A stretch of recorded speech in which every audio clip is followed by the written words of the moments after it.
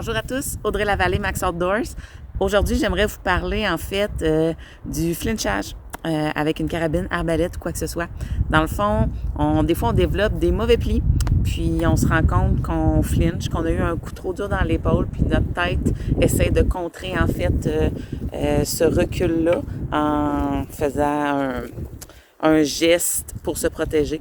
Puis, mais il y a des façons, dans le fond, pour régler ce problème-là. Puis aujourd'hui, dans le fond, c'est ça que je veux vous montrer. Je veux, dans le fond, vous montrer un petit truc pour éviter ce comportement-là et que votre cerveau oublie aussi qu'il faut éviter de flincher et garder le focus sur l'animal qui est en face. Pour effectuer cette technique-là, j'ai besoin d'une arme. J'utilise tout simplement une carabine à plomb. Mon cerveau va emmagasiner le fait que j'ai pas besoin d'essayer de contrer l'effet du tir.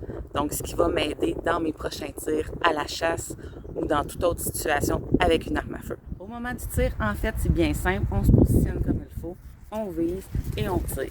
Quand on tire, on fait vraiment attention de ne pas donner un coup ou quoi que ce soit. Donc, on y va.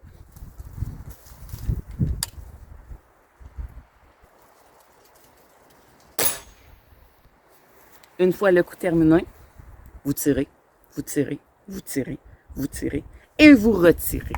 En fait, plus vous tirez, mieux c'est pour votre cerveau et ce qui va vous aider à ne pas flincher.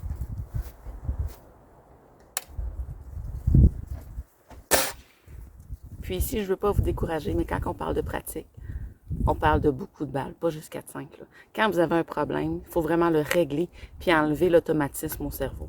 Donc, pour ça, c'est tirer 200-300 balles.